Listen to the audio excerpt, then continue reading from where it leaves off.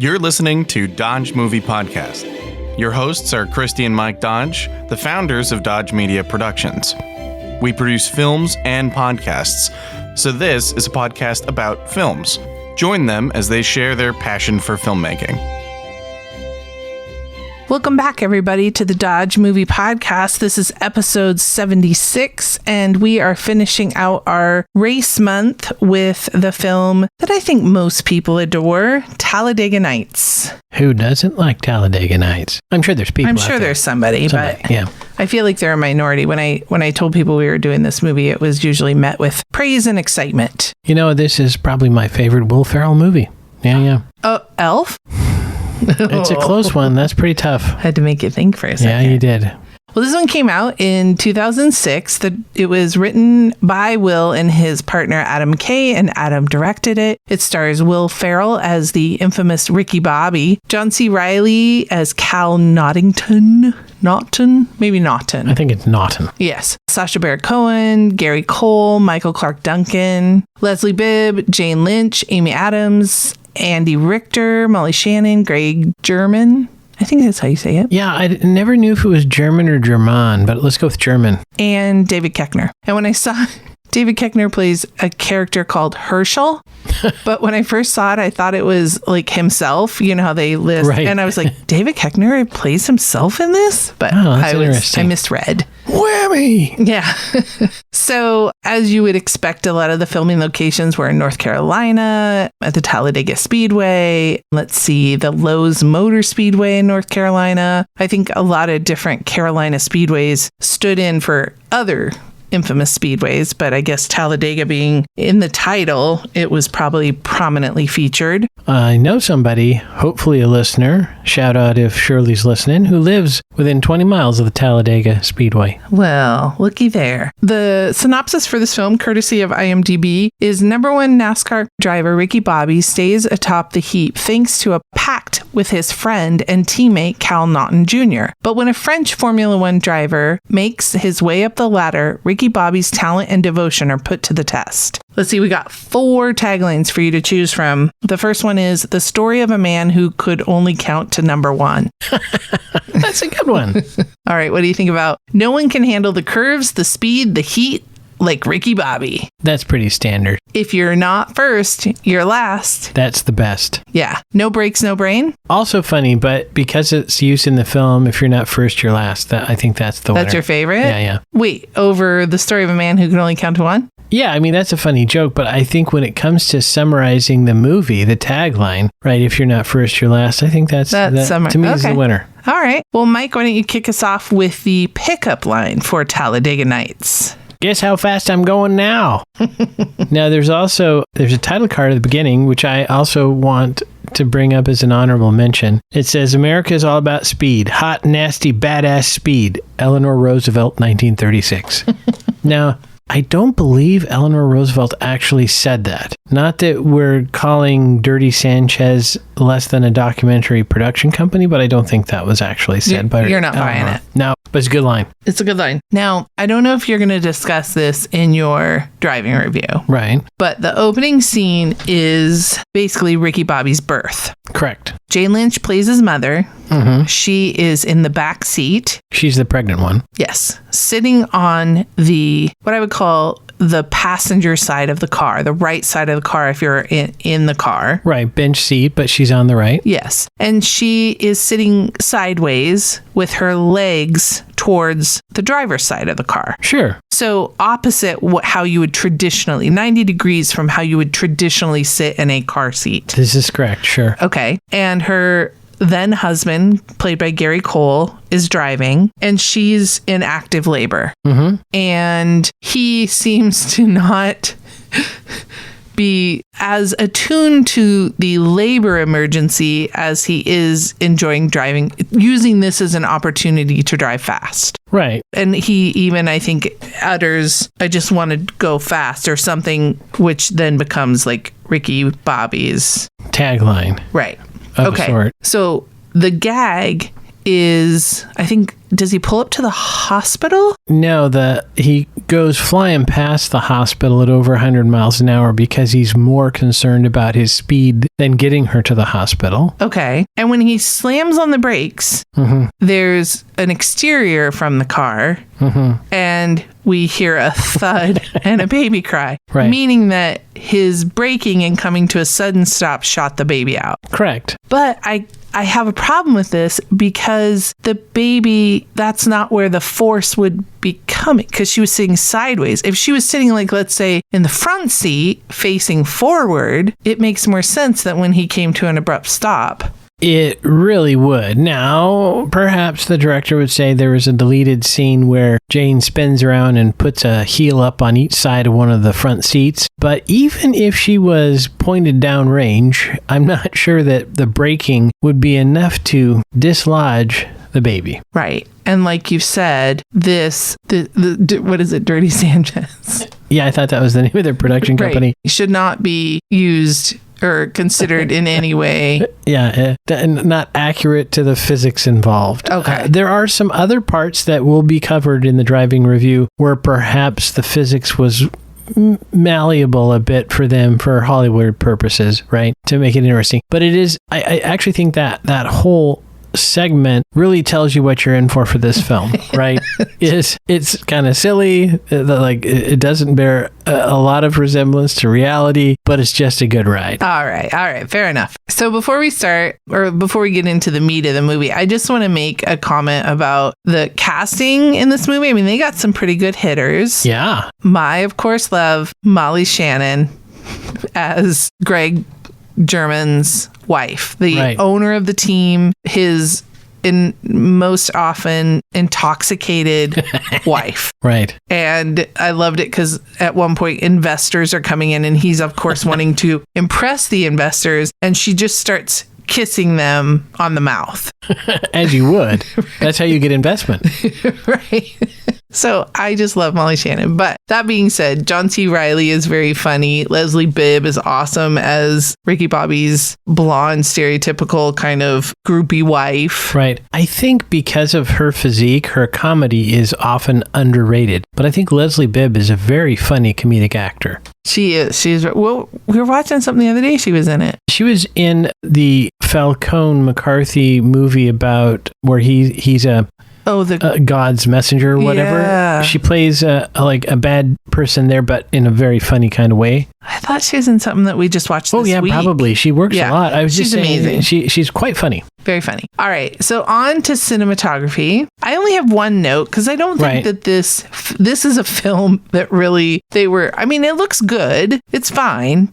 But I don't think they were trying to do anything artistic here, let's say. Right. This is a case where you want the cinematography to get out of the way, basically. Yes. You don't want that to be a thing that people, I mean, because this is a comedy. And I bet that, professional DPs have a certain style that they shoot for comedy that I would think it was, it's not distracting, right? You don't go really artsy with that. And my two notes on cinematography are really kind of on that border between cinematography and maybe post-processing. One was the cougar visual effects, or did they actually put a cougar in the car? No, it was totally visual. Okay.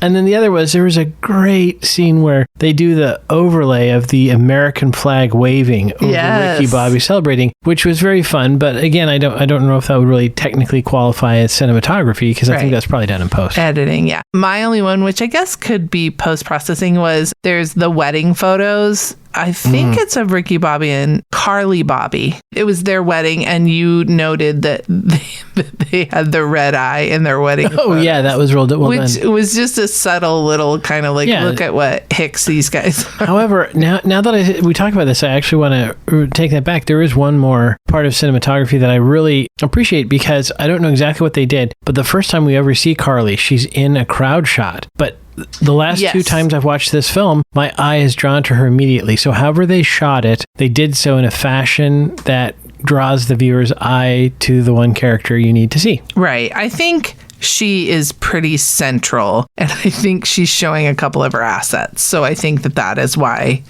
our eyes are drawn to her. Yeah, I think we get to see she's attractive. more of her assets a little bit later. But yeah, it may have been the way they blocked the shot. Who knows? But I just wanted to give them credit because that was, you're introducing a character in a crowd scene that is difficult.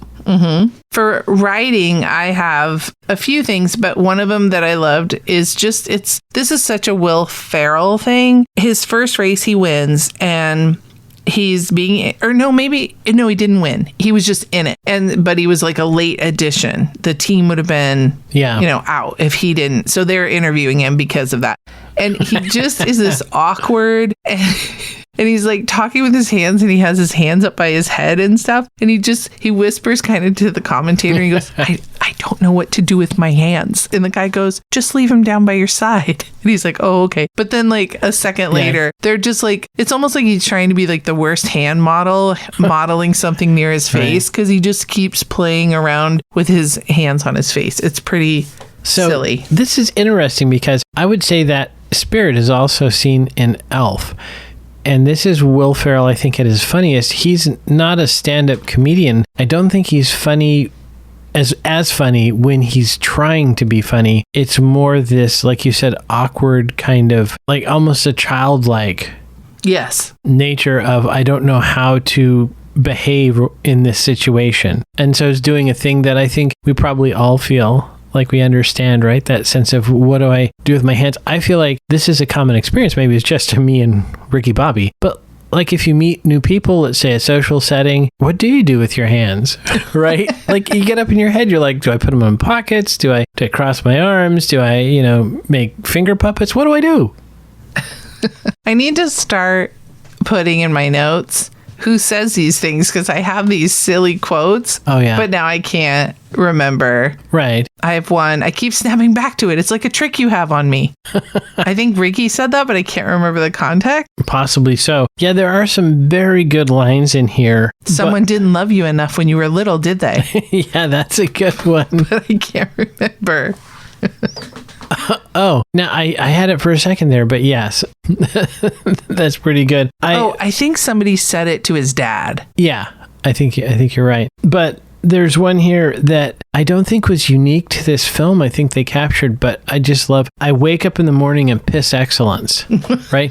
That just sounds like the thing that every football coach ever says like, to the team, right? But I also like, shut up, you little pot licker. I'll put you in the microwave. That's just... Okay, now I got to throw in, all right, Professor Dickweed. Yeah, there's another... It's like such a 11-year-old boy thing to say. Oh, the professor part? Because I've called people dickweed in the last week. Oh, jeez. Yeah, putting professor in front of it. That was the thing that took it over the edge. But probably one of my favorites has got to be, this sticker is dangerous and inconvenient, but I do love Fig Newtons. No, that one was really good. It's just the absurdity of all the different sponsors and that the only place left is the windscreen and that's where they put it. That is just so awesome. Oh, that was a good one. All right. Any other writing gems or, like if Adam McKay and Will were here, what would you say to boost their ego a little bit? Well, my last quote is also a very good one. And now the matador will dance with the blind shoemaker. Like, it just made absolutely no sense whatsoever. Now, I have to say but spoken with the gravitas, like it really is an important moment. Oh, yeah. This is kind of like a borderline with couldn't be made today department. There was a couple in this movie. Yeah, they use the R word, and they also have quite a few references to a male anatomical part in a particular state of being that, I think it's funny in a comedic sense, but so I'm not sure that both of those things maybe would go over as well today, but it is kind of a blue comedy. I didn't check if it was, I assumed it was R, but is it PG-13? Because I don't remember any of the F word. It is PG-13. Okay, yeah. Which I believe Step Brothers is, because I listened to a podcast, Mom, and I think she saw that Step Brothers was PG-13, and so she watched it with her twins and was like, didn't get past like 20 minutes. It was pretty mortifying. But once again, a Will Farrell movie. Step Brothers, I don't remember it being that offensive, but I'm going to have to insert a little bit here. This is local color for people who live in the Portland area. We have a theater called Hollywood Theater, and in one of their emails, it says they don't necessarily endorse the viewpoint of the films they show, and they say, if you have concerns about the content, check doesthedogdie.com, which is one of my favorite. Mm-hmm. And I think it's called With Kids in Mind or something. Yeah. And that one is really far over the top, and I thought it was hilarious that was listed. And I think for fun, maybe I should go look and see what does With Kids in Mind think of this film, because I'm guessing they're going to hate it. No, it's like those funny Amazon reviews. Oh, yeah. I think. Yeah. But the comedic writing in this is very good. Again, if you like Will Ferrell movies, like old school, I mean, Elf is very family oriented compared to this one. There's various and sundry things. It's a PG-13 film with a little bit of a kind of racy sense of humor. I think it works incredibly well because this is Will Ferrell, but just, FYI. Right. Is there any other writing or editing that you would like to discuss before I move on to costuming? Let's go ahead and go to costuming. Okay. So, of course, everybody was wearing a race suit. That's to be seen. Yes. But oftentimes, when Will was having trouble with his feeling words, he would strip down to his tighty whiteys. And there's something about a traditional tighty whitey on a grown man, and especially if they're like a little bit loose, like not so tight. Right, yeah. There's something humorous about it. Yes. Especially if I guess they're running around like pretending to be on fire. Yeah. So from the production standpoint, often in movies when gents are in underpants, they have a technique that I call double bagging. Right. And in this case, we can tell that Will is not double bagged for that scene. Yes, he is not. That is just Will in his underpants. And but like I said, they're a little loose, yes? They are. And I made a note, did he supply his own tighty whities? That to me looks like actual worn to the set underpants. And they're loose because they're old and they've kind of gone through the wash a bunch of times. The elastic is loose. Yeah. You're right. That's what makes it funny. If they were pristine, fresh, right out of the package, not nearly as funny. That's pretty good. Now, by the way, this is the category of not realistic. They do wear these Nomex, and now they have different materials as well, undergarments to help with in case of fire. Yeah, we've spoken of them on previous episodes. We have. And I don't believe that Hanes makes fire safe underwear. Now, if they were cotton, they wouldn't be as bad as if they were synthetic fiber. But it is my understanding that the gents do not wear, your Fruit of the Looms underneath their racing. However, that probably would have taken it straight into our category if he'd run around in the full Monty. So we probably had to at least throw a little something on him. Little something. I also appreciated his Crystal Gale t-shirt that he wore. Yeah. A lot of young listeners are not going to know who in the world Crystal Gale is, but look her up. She was a very good singer, and her trademark, I would say, is her extremely long hair. Yes. I believe it went down to like her, at least like the back of her knee. Yeah, it was at least waist. Yeah, it was very, very long. Years of work. I also liked from the costuming, they put Reese Bobby, his father, played by Gary Cole, in a members only jacket. And again, our younger listeners won't get that reference. But for a few years there in the early 80s, those were super cool. And I think then they disappeared. They plummeted in popularity. And of course, there's the trope of if we put Amy Adams in glasses, then she won't be seen as the pretty girl. Oh, yeah. Yeah, the nerdy turn to a swan. Also, I will say something I didn't notice the first N-1 times I watched this film, but noticed this time, both Ricky Bobby and Cal Naughton, their helmets are wrong. They've actually made the opening much larger so you can see their entire face when they're acting. Wow. Which, of course, kind of removes the whole point of the helmet remaining stationary on your head to protect it in an impact. But that's not important right now. It was good for movie making. Shut up, Mike. Yeah, shut up, Mike. And my last bit of the costume, although this is maybe closer to makeup, I was questioning whether they put something like just like a rolled up thing of cotton behind Will's lower lip to look like maybe he had some chaw in there, because I felt like his lower lip sticked out a lot more than you would normally see on a Will Farrell. How funny, because I wouldn't think of him. I would think of John C. Reilly's character being more of the tobacco chewer than Ricky. Yeah, that was just, but it's also he had the little soul patch bit of hair, so maybe that's threw off my depth perception. Every time I say Ricky Bobby, I think of one of our kids caught a little garter snake and named it Ricky Bobby. Which I thought was a great name. Yeah, because he went fast. I want to go fast. Was there head trauma in Talladega Nights? Okay, none that we saw, but Superfan RJ may call me to task, so I'm going to say that there are two possibilities. One is the scene we talked about very first, when he's born in the car. There is a thump. And it is possible, since many babies are born head first, that little Ricky Bobby did take some head trauma. That could explain a lot, though. It really could. As well as his father. And the other is when he rolls his Wonder Bread number 26, it is possible in there was some head trauma. We didn't see it, but it's possible. Right. That was such what we call a Simpsons scene that I did not pick up on the other times I watched this movie. Is the two cars, and I do not know, because it didn't look looped, but these two cars just roll and roll and roll and roll, and I don't know how they did that. That was a feat, I'm sure, and well done. I assumed it was CGI, but who knows? Yeah, because it had to have been. Yeah, but it was funny because in the movie they even cut to like commercial in the broadcast. Yeah. And they come back from commercial and the cars are still rolling. So funny. That was so funny. Yeah, well done. All right, let's see. A smooch? Smoochy, smoochy, smoochy. Do we get a smooch? I think there are a couple of smoochies, but the first most eponymous one is when Carly kisses Ricky Bobby. I forgot to write down the time code. Sorry, Superfan RJ. All right, and now for what might be a lengthy driving review. I don't actually know if it's going to be all that lengthy, but we'll see where we get. Maybe the whole episode can be considered the driving. Right. So first of all, Reese Bobby is driving a Chevy Malibu, right? Reasonable car. He talks about reaching over 100 miles an hour, which I think is certainly feasible, given the engines available in that era, perhaps in a straight line. Sure, I could buy that. There's a part where he kind of goes a little bit off-roading when he gets thrown out of Ricky Bobby's school on Parents' Day. I'm not sure that's the best thing to do for your suspension, to go right over the island in the road, but okay, again, I can live with that. Same car throughout the entire film. So credit to Reese Bobby for keeping his classic, even when he's pretty down and out. We see him in I was just going to say, it may have been a financial decision, not a right.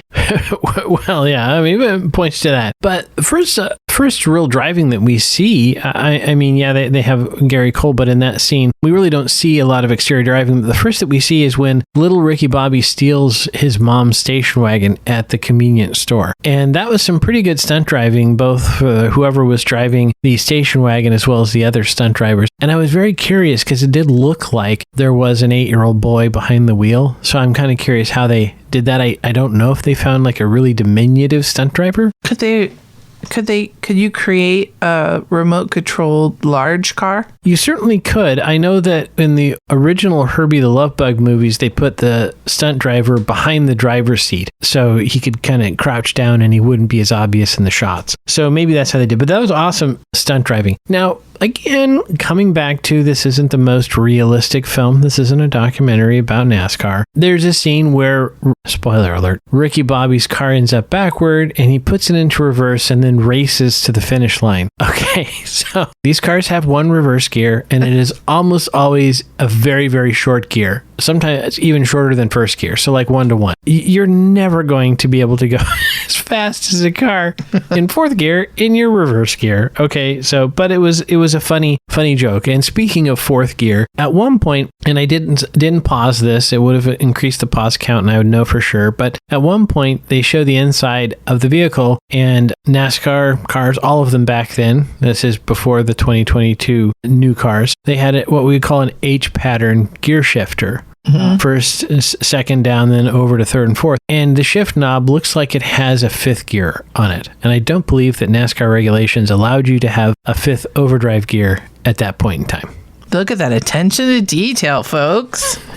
I will say that when there are some of the shots of the Wonder Bread number 26 rolling. It looks really realistic. Sometimes when they do this practically, they've really taken a lot out of the car to make it lighter and also put stuff under there to allow the mortar to flip it over and things like that. And you can see that when it's rolling. But in this case, it looks pretty darn realistic. So if it's done practically, congrats. And if it's done CGI, they good attention to detail. One thing that bumped me, speaking of attention to detail, is the lettering on the front of the ambulance is not reversed. Oh. And normally they put ambulance backwards, so when you look in your rear, you can see it's an ambulance. Yeah. Although presumably the flashing lights and the van-looking thing would probably be a good clue. I will say Ricky has poor driving. He does not look where he's going. Once he starts delivering things, he just smashes into things, including a police officer, which is a good way to lose your license. I think that's a realistic part of the film. The last little bit of driving, though, is when Ricky kind of gets his mojo back by running from the police because he's smuggling Lucky Charms. Right. He does a really nice Rockford turn. So congrats to the driver for that one.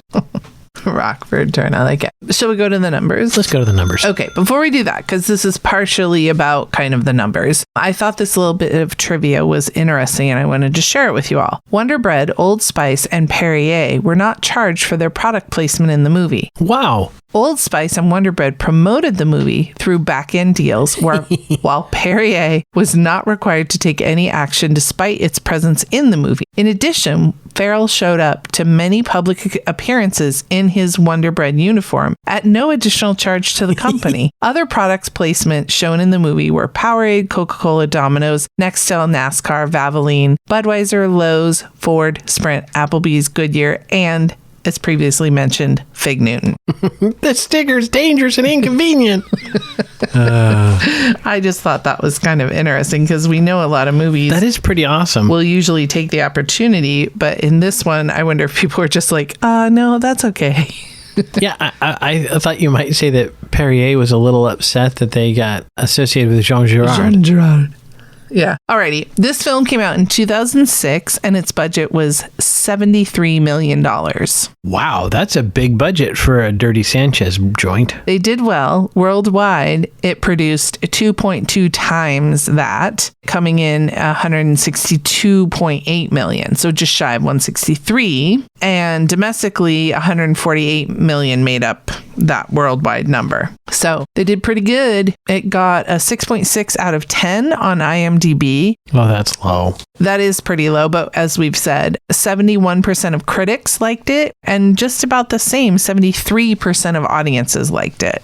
So there are some people who don't like it. I don't know who they are, but there are some, yeah. It runs an hour and 48 minutes. As we said, it's PG-13. It's labeled as a comedy sport movie. It is a Columbia Pictures, Relativity, and Apatow Productions. That name sounds familiar. And it won the Best Sports Movie at the 2007 ESPY Awards. And Will Farrell and Sacha Baron Cohen won Best Kiss at the 2007 MTV Movie and TV Awards. So we know that people in NASCAR continuously quote Days of Thunder. My question is, and I think the answer is yes, do they also quote Talladega Nights? I think they have to, right? They must love this film. I would think so. I mean, even just, I want to go fast. Yeah, that's right there. Yeah. If you're not first, you're last, right? And speaking of accents that I just horribly did, Sacha Baron Cohen won the Stinker Award for the most annoying fake accent for his French accent in this film.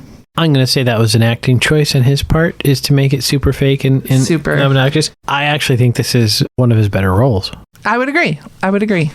Yep. So that does it for this film. We watched it on Hulu, but if you have the Disney Plus bundle with ESPN, it is also available with your subscription to that service. So if you have either of those services, you can watch this film for free, or I'm sure you can get it on Amazon or Apple. And that will do it. I just want to make a quick note. In the show notes, there's a way for you to help support us in the podcast awards. If you click on that link and go over, you can vote for us for best film Entertainment, I think. Maybe it was Film and TV podcast. So if you're enjoying this and you feel so inclined, we would appreciate a little love coming our way. And additionally, if you ever want to give us a call and ask a question, you can even ask a question of Superfan RJ, Superfan Lee, Superfan Sandy. I'm sure they would be happy to weigh in as well. Our phone number is 971-245-4148. If you have any ideas for movies we should do or themes for the month, or just want to say hey, that we would appreciate that. So hey. As we close out this month of race films, next month we are going to be talking about all films Jean Favreau, to do my silly accent. I like Jean Favreau. Jean Girard, yeah. Jean Favreau. Yeah. So like him or leave him, but we're going to talk about 4 of his films in the month of August. So join us for that next week, and never forget, Dodges never stop, and neither do the movies. Thanks for listening to Dodge Movie Podcast with Christi and Mike Dodge of Dodge Media Productions. To find out more about this podcast and what we do, go to dodgemediaproductions.com. Subscribe, share, leave a comment, and tell us what we should watch next. Dodges never stop, and neither do the movies.